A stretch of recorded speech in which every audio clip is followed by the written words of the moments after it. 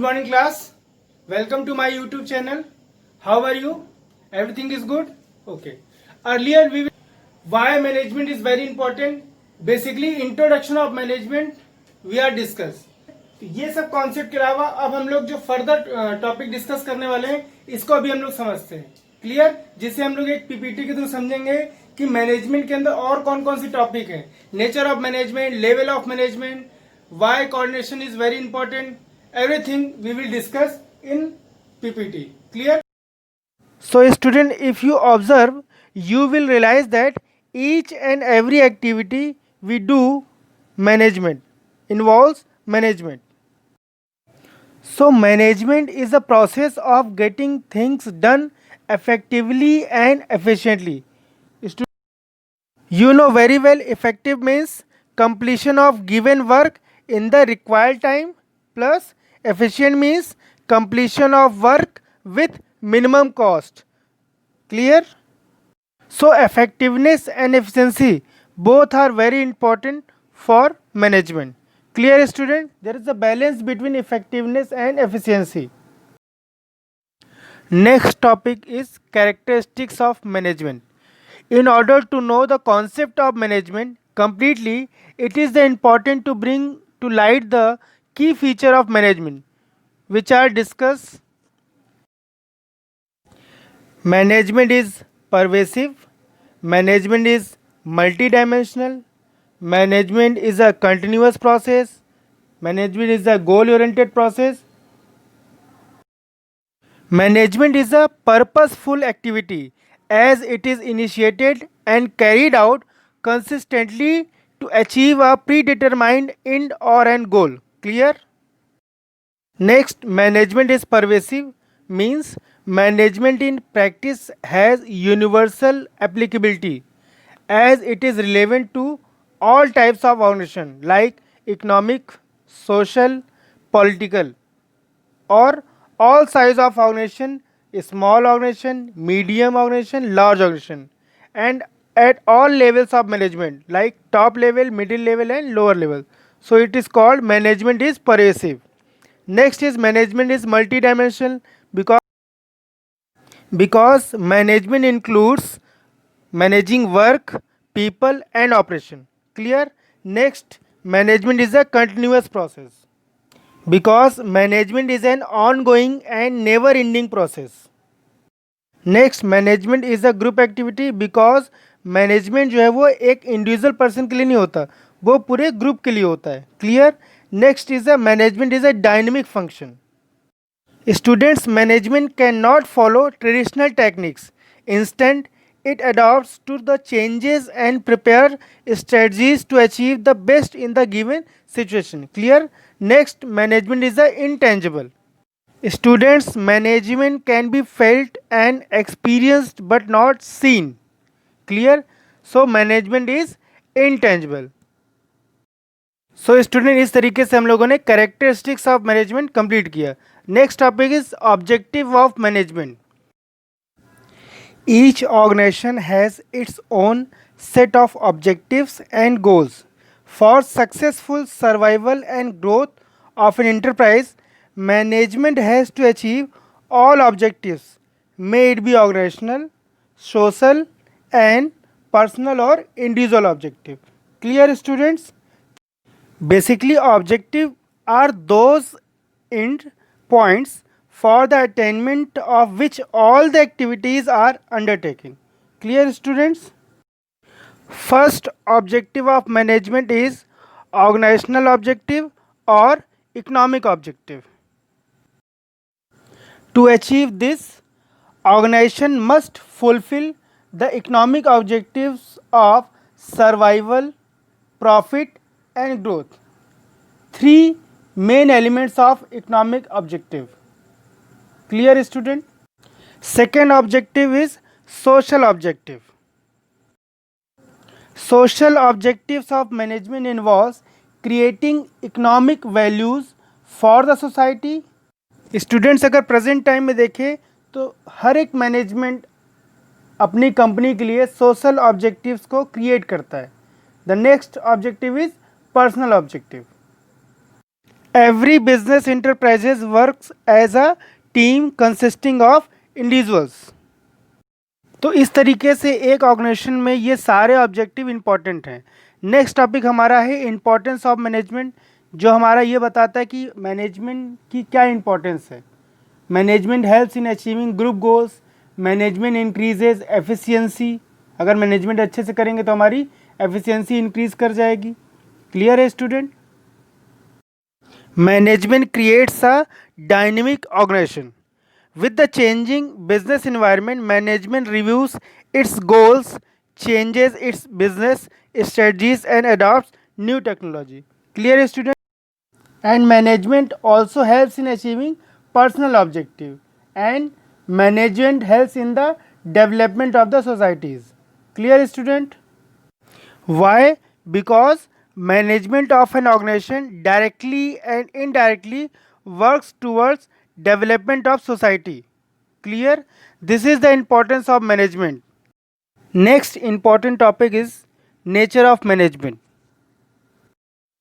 What actually management is? Is it an art, a science, a profession, or a bit of all? So, it is important to first understand what is an art. Art is a skill based creativity. Management to be an art, it is must that it has characteristics of art. क्योंकि management apply करने के लिए हमें existing of theoretical knowledge होनी चाहिए और management personalised application based होती है. हर एक मैनेजर, हर एक पर्सन की कुछ अपनी क्रिएटिविटी, कुछ अपना एप्लीकेशन होता है. That is called personalised application. इस तरह से हम कह सकते हैं कि मैनेजमेंट एज एन आर्ट. अब हम बात करेंगे management is a science. Student, science is a systemised body of knowledge that explain certain general truths और the operation of general laws. So management science तो है, बट ये एक सोशल साइंस है. मैनेजमेंट में सिस्टमाइज बॉडी ऑफ नॉलेज होती है and principle based on experimentation होता है, यूनिवर्सल वैलिडिटी होती है. तो हम कह सकते हैं कि management as a social science. अब हम बात करेंगे मैनेजमेंट इज अ प्रोफेशन और not. So profession means student जहाँ पे well defined body of knowledge हो और रिस्ट्रिक्टेड एंट्रीज हो. जैसे आप डॉक्टर की बात करें तो क्या हर कोई डॉक्टर बन सकता है? नहीं. जब स्पेशलाइज नॉलेज होगी तभी होगा. तो रिस्ट्रिक्टेड एंट्री हो, उनका प्रोफेशनल एसोसिएशन होना चाहिए. जैसे लॉ वगैरह में आप देखेंगे बार काउंसलिंग वगैरह होता है. इस तरीके से all professionals are affiliated to their respective professional association which regulate entry, grant certificate of practices, formulates and enforces a code of conduct. Clear? तो मैनेजमेंट में क्या एथिकल कोड ऑफ कंडक्ट भी होते हैं. प्रोफेशनल पर्सन का जो behaviour होता है it is a bound by the code of conduct laid by the professional organisation. Clear? And professional इसलिए भी कह सकते हैं क्योंकि यहाँ पे सर्विस मोटिव होता है. डॉक्टर्स लोग जो काम करते हैं वो किस मोटिव से करते हैं? नो डाउट फीस लेते हैं, बट सर्विस मोटिव से. अब नेक्स्ट टॉपिक है हमारा level of management. Basically 3 level of management होता है जो हमें यहाँ पे अपने कोर्स में पढ़ना है. Clear? Students, management is not restricted to a single activity or a group of people. Business manages every activity and all individuals working at various level in an organization. All individuals working in an organization are responsible for specific functions to be performed and are bound together in a hierarchy of a relationship.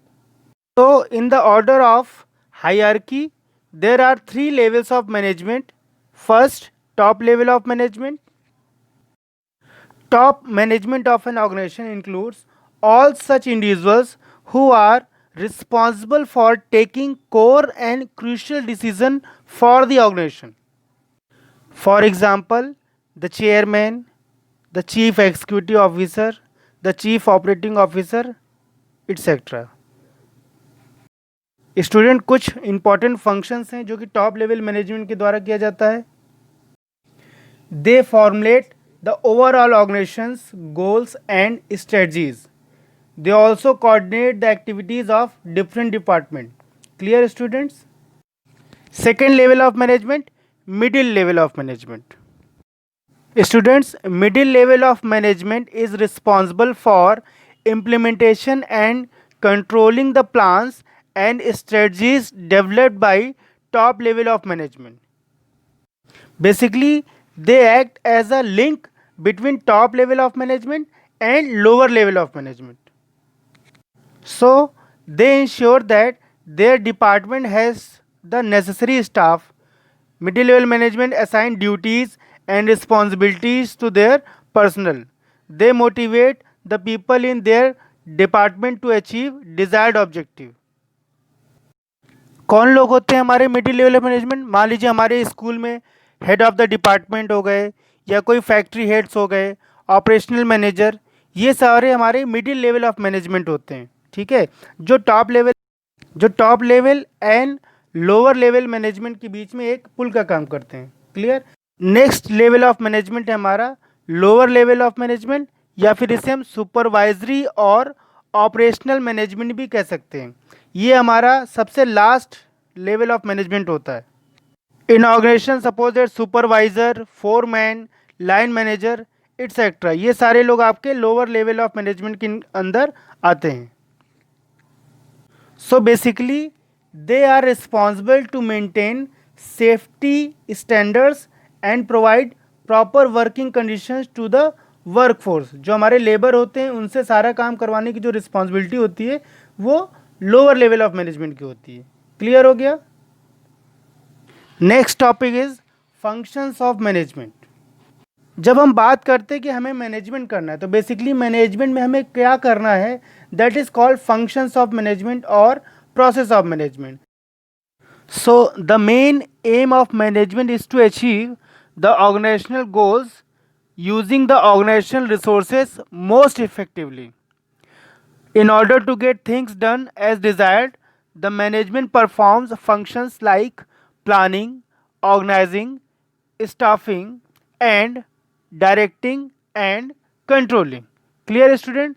तो function of management बहुत ही important है किसी भी गोल को achieve करने के लिए. Suppose that आपको कोई भी काम करना है, first of all what you do, सबसे पहले आप क्या करेंगे? प्लानिंग करेंगे. विदाउट प्लानिंग आप कुछ भी नहीं कर सकते. क्लियर है? तो फंक्शन ऑफ मैनेजमेंट में फर्स्ट स्टेप हमारा planning. Planning means what to do, when to do, how to do and who will do. ये सोचने का जो प्रोसेस है that is called planning. So planning is very important and planning जो है हमारा वो थिंकिंग प्रोसेस है. क्लियर है student? So basically it is a process which involve thinking before doing. Next function है हमारा ऑर्गेनाइजिंग. जब हम प्लानिंग कर लेते हैं तो हम नेक्स्ट स्टेप हम करते हैं organising. So organising as a management functions organises human and physical resources to implement decision taken at planning stage. Clear? It involves dividing the task, assigning duties, establishing authorities and responsibilities and arranging resources.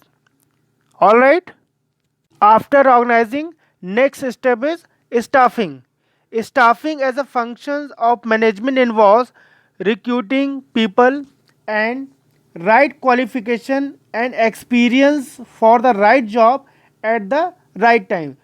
For example, a school appoints those individuals as a teacher who have adequate qualification and experience. Clear student?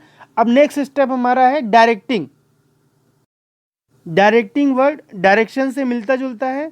Directing as a function of management involves manager to use their leadership qualities to lead, influence and motivate their subordinates to perform the task assigned to them most efficiently. Clear है? After directing last हमारा आ जाता है controlling. Controlling means control करना. Control कैसे करेंगे? Basically जो हमने सोचा था, जो हमने प्लानिंग की थी और सारा काम एज पर प्लानिंग चल रहा है या नहीं चल रहा है, इसको मेजर करना हमारा क्या कहलाता है? कंट्रोलिंग. क्लियर है स्टूडेंट? तो इस तरह से हमारा फंक्शंस ऑफ मैनेजमेंट खत्म हुआ. And last topic is coordination. The process of synchronising the activities of various department by a manager is called coordination. अगर हम सारे फंक्शंस को एक साथ कोऑर्डिनेट करके नहीं करेंगे तो हमारा कोई भी काम नहीं हो पाएगा. तो कोऑर्डिनेशन इज वेरी इंपॉर्टेंट इसीलिए हम कहते हैं कि coordination the essence of management. हर एक ऑर्गेनाइजेशन में हर एक फंक्शंस के लिए, हर एक डिपार्टमेंट के लिए आपस में कोऑर्डिनेशन होना ज़रूरी है। Coordination refers to the process of integrating the activities of different units of an organization to achieve the organizational goals. Clear? It is the force that binds all the other functions of management being performed in various departments to provide continuity in the working of the organization. Clear students? Basically जब हम coordination की बात करते हैं तो coordination में हर एक functions को, हर एक डिपार्टमेंट को हम लोग बाइंड करते हैं। तो कुछ इंपॉर्टेंट कैरेक्टरिस्टिक्स हैं जो कि कोऑर्डिनेशन के लिए ज़रूरी होती है। Coordination ensures unity of action among all the departments. All departments need to share information with each other. Clear? This not only binds all the department but also ensure that focus of all actions is to achieve the organizational goals. Next, coordination is a continuous process. It begins at the planning stage and continues until the targets are achieved. Clear? Coordination is an all-pervasive function. Why? Because each department perform activities to achieve their individual goals, but all the activities need to be integrated to achieve the organizational goals as planned. Clear? अब चाहे वो top level हो, middle level हो, lower level हो, हर एक place पे, हर एक जगह पे कोऑर्डिनेशन होना ज़रूरी है। नेक्स्ट है responsibility of all manager should be there. Every individual working in the organization needs to coordinate with all subordinates.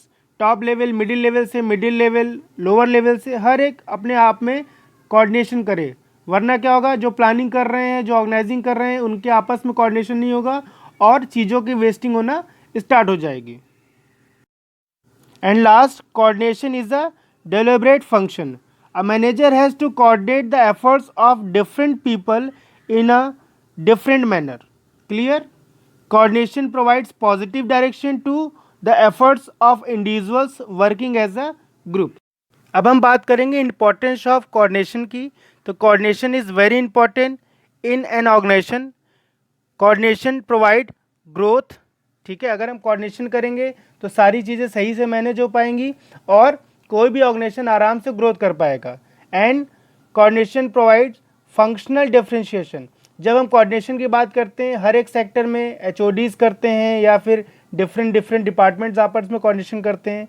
तो as a result of functional differentiation there is a need to reconcile the goals pursued by each of such department with the goals of the organisation as a whole. Last में हम देखेंगे कि importance of coordination में क्या आ जाता है, specialisation. जब हम कोऑर्डिनेशन करते हैं तो हर एक जो हमारे यहाँ काम करने वाले लोग होते हैं उनसे डे टू डे एक्टिविटीज़ का इवेल्युएशन करते हैं।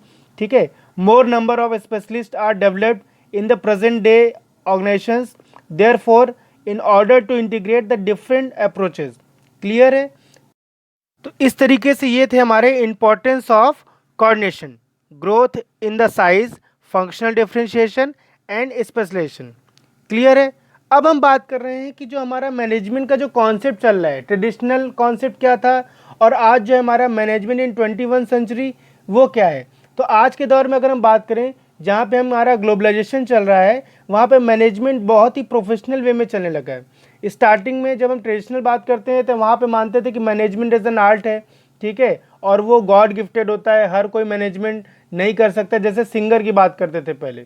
ठीक है, बट आज 21st सेंचुरीज में ऐसा नहीं है।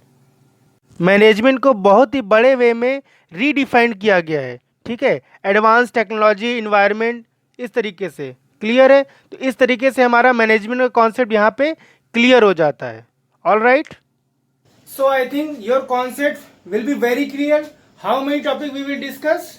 We will discuss feature of management, nature and management, level of management, objectives, functions of management जिसमें हमने प्लानिंग, ऑर्गेनाइजिंग, ये सारे फंक्शंस डिस्कस किए थे, and importance of management, and last but not least coordination. Student, coordination is very important. जैसे suppose that planning and organising में अगर coordination नहीं होगा तो प्रॉब्लम होगी, ऑर्गेनाइजिंग एंड स्टाफिंग डायरेक्टिंग में अगर हमारा कोऑर्डिनेशन नहीं होगा तो प्रॉब्लम होगी। तो coordination is essence of the management. Clear है? तो ये सारे टॉपिक को आप लोग रिवीजन करिए। इस तरीके से हमारा फर्स्ट चैप्टर पूरा कंप्लीट हो गया, जिसे हम लोग क्या कहते हैं, nature and significance of management. I think topic सारे क्लियर हो गए होंगे। चलिए, घर में रहिए, स्वस्थ रहिए, मस्त रहिए, प्रैक्टिस करते रहिए, टॉपिक्स को क्लियर करते रहिए, बुक्स को जब पढ़िए तो अंडरलाइन करते रहिए और नए नए टॉपिक्स को ढूंढिए और उसमें डाउट्स को क्लियर करिए और प्रैक्टिकल वे में अपने इस सब्जेक्ट को समझिए। क्लियर? Thank you.